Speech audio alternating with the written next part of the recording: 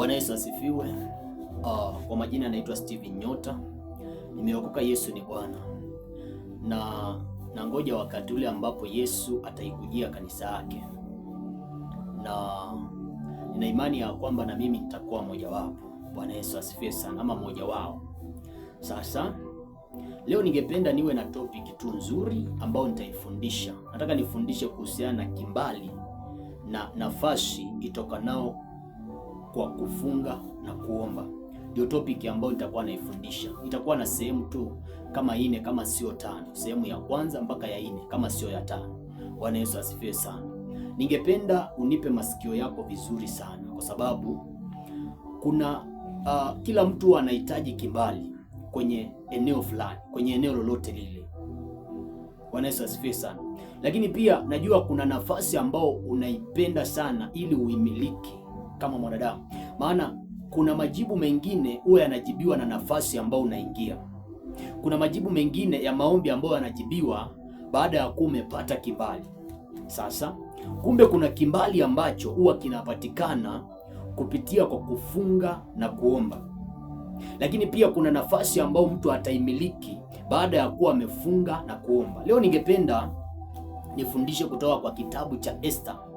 Kitabu cha Esther kimeandikwa kama story, lakini kama ukisoma kile kitabu vizuri, kuna vitu vingi ambavyo utakuwa unavielewa. Kwenye hii pati ya kwanza ama sehemu ya kwanza nitakuwa naweka misingi, lakini ile sehemu ya pili ndio nitakuwa naachia madesa kiukweli, nikikufundisha kile ambacho kilikuwa kimefichwa ama kile kimeandikwa kwenye kitabu cha Esther. Bwana Yesu asifiwe sana.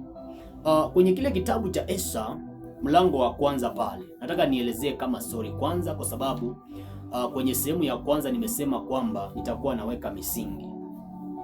Maandiko yanasema ya kwamba kuna wakati ambapo mfalme aliamua aweke sherehe kwa sababu ya watu ambao walikuwa kwenye ufalme wake, kwa sababu ya wakuu ambao walikuwa nao kwenye ufalme wake. Akaamua tu aweke sherehe. Yule mfalme alikuwa anaitwa Mfalme Ahasuero, na kwa sababu alikuwa na mke wake ambaye alikuwa ni beautiful, alikuwa anapendeza, alikuwa na shape nzuri.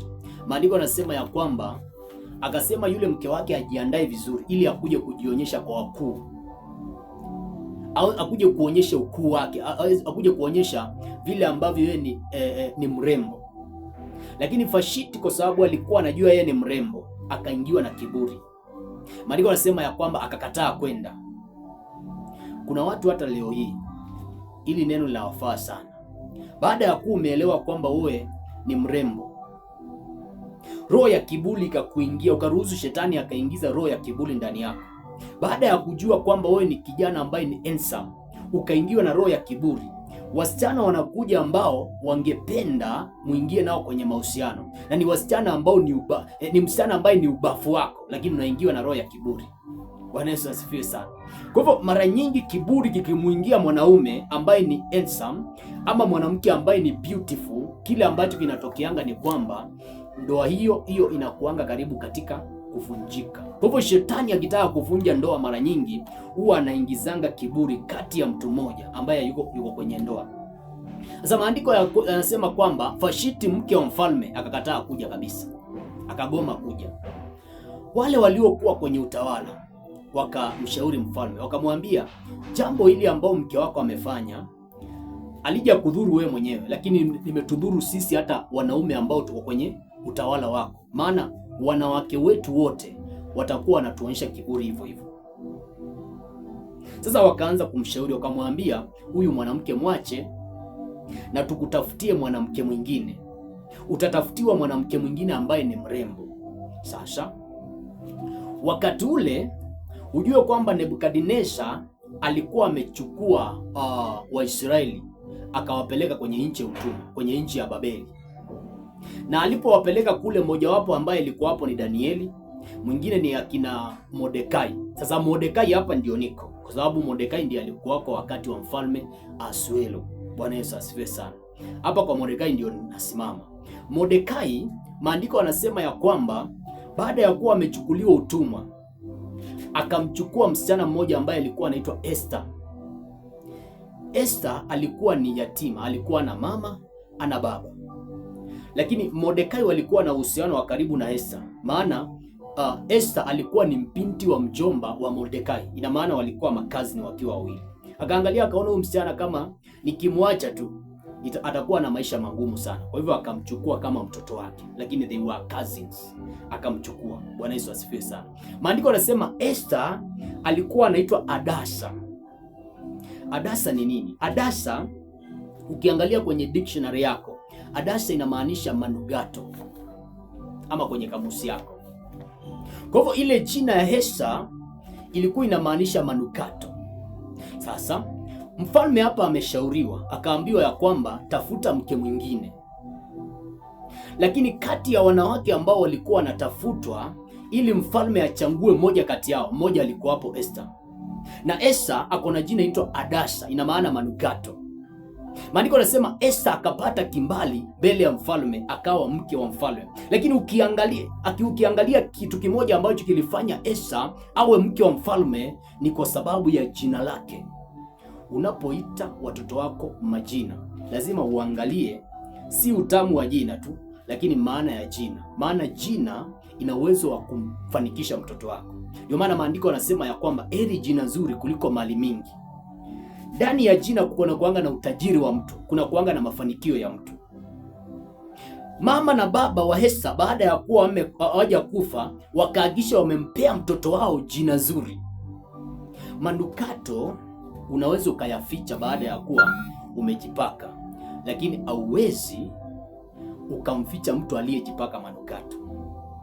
Kwa hivyo ina maana kwamba pamoja na kuwa Esther alikuwa ameondokewa na watoto wake, pamoja na kuwa alikuwa amefichwa mbali, pamoja na kuwa kuna mambo ambayo alimtokea yakawa yale mambo yamelemaza maisha yake, lakini kwa sababu ya jina lake Adasa, ile jina likamfanya akawa hawezi akapotea katikati ya watu, likampea kimbali.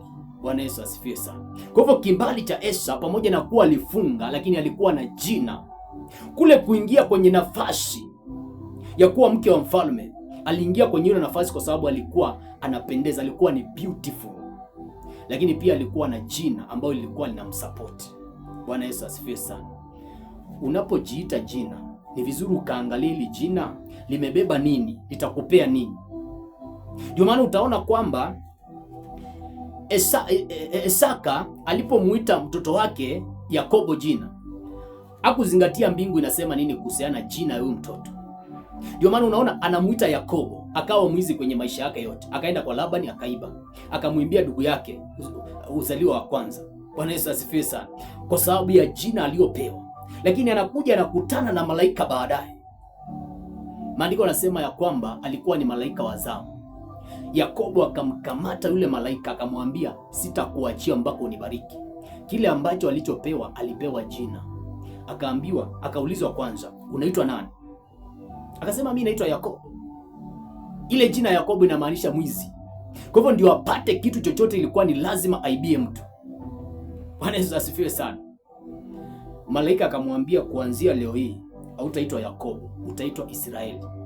Yaani malaika akagungu jina lake mbinguni. Huyu mtu kabla hajatoka mbinguni, maana kuna wakati alikuwa mbinguni, alikuwa anaitwa nani? Malaika akaona huyu mtu alikuwa anaitwa Israeli, ina maana mbarikiwa. Lakini alipoingia hapa duniani, wazazi wake wakaingiwa na mashetani. Wazazi wake wakakosa kuingia katika ulimwengu wa kiroho ili wampee Yakobo jina nzuri, wakampea jina la ovyo. Bwana Yesu asifiwe sana. Haleluya. Ukielewa kwamba Yakobo alikuwa anapendwa na mama yake, lakini baba yake alikuwa anapenda Esau. Kwa hivyo wakati wa kupeana jina, ni bila shaka aliyepea Yakobo jina ni baba yake, maana baba yake hakuwa anampenda sana Yakobo. Bwana Yesu asifiwe sana. Hata kwenye maisha yako, kama utamchukia mtoto wako, lakini hakikisha umempea jina ambalo litasapoti kile ambacho anakifanya, itasapoti maisha yake. Bwana Yesu asifiwe sana. Yakobo aliishi maisha ya baraka baada ya kupata jina. Ndio maana maandiko yanasema akapewa jina lipitalo majina yote. Huyu ni Yesu. Baada ya kuwa amefanya shughuli zote hapa duniani, akafa akateswa, ile zawadi aliyopewa, alipewa jina.